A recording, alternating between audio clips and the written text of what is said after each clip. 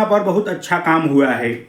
जो सनातन संस्कृति के ऊपर, भगवान राम के ऊपर भद्दी टिप्पणियाँ करेगा, हमारी भावनाओं को आहत करेगा, उसको ऐसे ही थप्पड़ मिलना चाहिए, तभी तो उसको एहसास होगा कि बेइज्जती क्या होती है।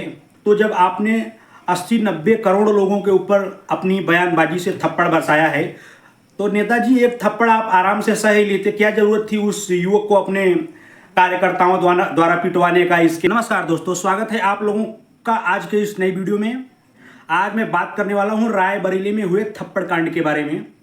6 अगस्त 2025 यानी कि आज के दिन 10 बजे के आसपास, 10 साढ़े 10 बजे के आसपास मुझे सोशल मीडिया के माध्यम से मालूम पड़ता है कि रायबरेली में इस उत्तर प्रदेश के एक बड़े ही भावी नेता स्वामी प्रसाद मौर्य जी के ऊपर थप्पड़ की बरसात कर दी जाती है। जहां पर उनका स्वागत समारोह हो रहा था, वहीं पर एक लड़का माला फूल लेकर स्वागत करने के बहाने पहुंचता है और उन पर थप्पड़ बरसा देता है। ये चीज़ मुझे मालूम पड़ती है सुबह लगभग 11 बजे के पहले, साढ़े 10 बजे के आसपास। समय ठीक से मुझे याद नहीं है, लेकिन 10-11 बजे के बीच में का मामला है जब मुझे मालूम पड़ा था। इसके बाद मैंने थोड़ा टाइम पर सोशल मीडिया के माध्यम से उस चीज़ पर नज़र बनाना शुरू किया और 2-3 घंटे बीतते बीतते वो थप्पड़ कांड पूरे सोशल मीडिया पर, यूट्यूब हो, फेसबुक हो, डिजिटल मीडिया हो या सोशल मीडिया हो, सब जगह पर ट्रेंड करने लगा और धीरे धीरे एकदम पूरी तरह से राजनीतिक रूप पकड़ लेता है। हालांकि जब एक राजनेता पीटा गया था तो सीधी सी बात है कि मामला तो राजनीतिक ही था, लेकिन धीरे धीरे वो नेता भी इसको राजनीतिक रूप देने लगा जिसके ऊपर थप्पड़ बरसाया गया था। इससे तो एक चीज़ साफ हो जाती है कि राजनेता जो होते हैं, किसी भी पार्टी के हों, किसी भी धर्म के हों, किसी भी विचारधारा के हों, कोई भी घटना होती है उससे अपनी राजनीतिक रोटी सेकने की कोशिश जरूर करते हैं और सेक ही लेते हैं। तो ऐसी ही बयानबाजी मीडिया पर भी शुरू हुई। थप्पड़ खाने वाले नेता ने सीधा सीधा बयान दिया कि ये किसी की चाल हो सकती है, मेरी राजनीति को धूमिल करने की कोशिश की जा रही है, जिसके लिए ऐसे ऐसे कांड किए जा रहे हैं। और उधर उस युवक ने मीडिया के सामने गवाही दिया, बयानबाजी किया कि मैंने इनके ऊपर इसके लिए थप्पड़ बरसाया क्योंकि ये एक समय में भगवान राम के ऊपर बहुत गंदी गंदी टिप्पणियाँ की थी और अभी भी करते रहते हैं। इन्होंने सचमुच में रामचरितमानस की पत्तियाँ जलाई, उसके ऊपर बहुत भद्दी भद्दी टिप्पणियाँ की। तो इसी कारण उस युवक ने इनके ऊपर थप्पड़ बरसाया। बहुत दिनों से उसके हिसाब से वो फिराक में था कि कभी मिलेंगे तो हमारे धर्म, हमारी संस्कृति और हमारे भगवान राम का जो अपमान ये नेता कर रहे हैं, इसका बदला मैं एक ना एक दिन जरूर लूंगा। और वो दिन आया तो आज उसने थप्पड़ बरसा कर इनको एहसास कर दिया कि किसी की भावना को आहत करने का अंजाम क्या होता है, या फिर जब खुद की बेइज्जती होती है तो उस समय क्या महसूस होता है। अब उनको अच्छी तरह से समझ में आएगा।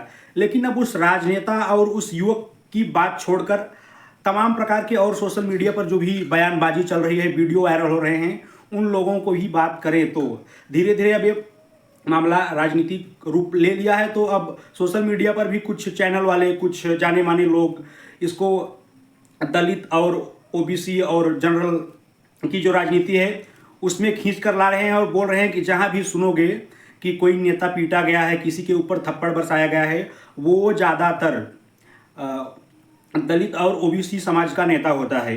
ठीक है, कुछ मामलों में ऐसा होता होगा, लेकिन मेरा तो कहना यह है, मैं भी ओबीसी समाज से आता हूँ, मैं भी जनरल तो हूँ नहीं, लेकिन मेरा सीधा सीधा कहना यह है कि यहाँ पर बहुत अच्छा काम हुआ है। जो सनातन संस्कृति के ऊपर, भगवान राम के ऊपर भद्दी टिप्पणियाँ करेगा, हमारी भावनाओं को आहत करेगा, उसको ऐसे ही थप्पड़ मिलना चाहिए, तभी तो उसको एहसास होगा कि बेइज्जती क्या होती है। आज उनके ऊपर जो थप्पड़ बरसाया गया है उससे उनको ये सीख लेनी चाहिए कि जिस समय वे हमारी रामचरितमानस पर, भगवान राम के ऊपर, हमारी संस्कृति के ऊपर जो भी भद्दी भद्दी टिप्पणियाँ कर रहे थे, मान के चलिए हर सनातनी के ऊपर, हर हिंदू के ऊपर थप्पड़ ही बरसा रहे थे। तो जब आपने 80-90 करोड़ लोगों के ऊपर अपनी बयानबाजी से थप्पड़ बरसाया है, तो नेताजी एक थप्पड़ आप आराम से सह ही लेते। क्या जरूरत थी उस युवक को अपने कार्यकर्ताओं द्वारा पिटवाने का, इसके बाद पुलिस में ले जाकर कंप्लेन करने का, सबक सिखाने का, इसके बाद उल्टी सीधी राजनीतिक बयानबाजी उस थप्पड़ के ऊपर शुरू कर देने का। जबकि आप तो 2027 के चुनाव की तैयारी कर रहे हैं, तो फिर उसमें लगे रहते हैं। इस थप्पड़ को आप इग्नोर करते हैं क्योंकि आपने तो हजारों, लाखों, करोड़ों लोगों के ऊपर जो थप्पड़ अपनी बयानबाजी से बरसाया, उसके हिसाब से ये बहुत कम है।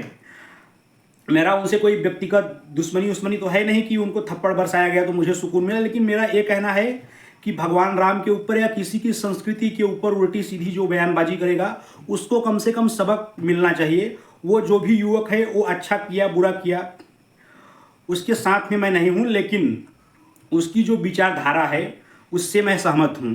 ठीक है, आप राजनेता हो, आप अपनी राजनीतिक रोटी सेकने के लिए अपनी विरोधी पार्टी जो आपके विपक्ष में है, आपके सामने है, उसकी जो कमियां हैं, राजनीतिक कमियां हैं, उन पर ध्यान दो और उस पर बयानबाजी करो। लेकिन आपको ये अधिकार नहीं है कि अज्ञानतावश रामचरितमानस की कोई टिप्पणी करो उस पर, छोटे मोटे श्लोकों को, जबकि आप उन चीज़ों को जानने की कोशिश नहीं कर रहे हो बल्कि दूसरों का भी माइंड वॉश करके उसके प्रति भड़का रहे हो, अपनी संस्कृति की नींव है ना उसको कमज़ोर कर रहे हो। तो बहुत अच्छा हुआ है, मुबारक हो आपका। आपको ये थप्पड़ हो सकता है कि कोई भद्दा भद्दा मेरे ऊपर कमेंट करे, लेकिन मेरा सीधा सीधा कहना है कि आपने मुझे जो थप्पड़ मारा था हमारी संस्कृति पर बयानबाजी करके, मुझे थप्पड़ आज तक याद है। आज तक आपके बयान रामचरितमानस की प्रतियां जलाने का वो वीडियो जो भी था वो मेरे नज़र के सामने जब याद आता है तो मुझे हर बार थप्पड़ लगता है।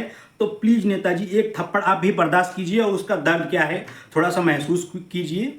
बाकी राजनीति है, इसमें थप्पड़ खाना थप्पड़ मारना ये सब चलता रहता है। लेकिन अभी से आपसे थोड़ी सी विनती है, निवेदन है और सलाह भी है कि आप एक जाने माने नेता हैं, आपके जो भी बयानबाजी सोशल मीडिया के माध्यम से या मीडिया के माध्यम से पब्लिक में जनता में फैलती है उसका बहुत बड़ा प्रभाव पड़ता है जनता पे। अब अच्छा प्रभाव पड़ता है बुरा प्रभाव पड़ता है वो बयानबाजी के ऊपर है, लेकिन आप कम से कम ऐसी गंदगी समाज में मत फैलाओ। वैसे आपके जितने भी बयान जितने भी ट्वीट्स आपने देखे हैं उसमें आपने कहीं भी ऐसा काम ही नहीं किया है जो एक नेता का होता है। तो फिर अभी जितना समय तक बोलूँगा तो उतना समय तक आपके प्रति इस समय फिलहाल इस समय तो गंदगी ही निकलेगी मेरे मुंह से, मैं स्वीकार कर रहा हूँ। तो इसके लिए बस इस वीडियो को मैं यहीं पे ख़त्म करना चाहता हूँ। और इसी के साथ साथ जितने भी सनातनी युवक हैं, सनातन धर्म की रक्षा करने वाले, मुझे जातिवाद से मतलब नहीं है। जितने लोगों को अपने भगवान पर, अपने संस्कृति पर, अपने हिंदू होने पर गर्व है, उनसे मैं सीधा सीधा कहना चाहता हूं कि हमारी सनातन संस्कृति पर जो भी प्रहार करेगा उसको उसी भाषा में जवाब दिया जाएगा जिसका वो हकदार है। बाकी आज के लिए बस इतना ही। जय हिंद, जय भारत, जय सनातन धर्म।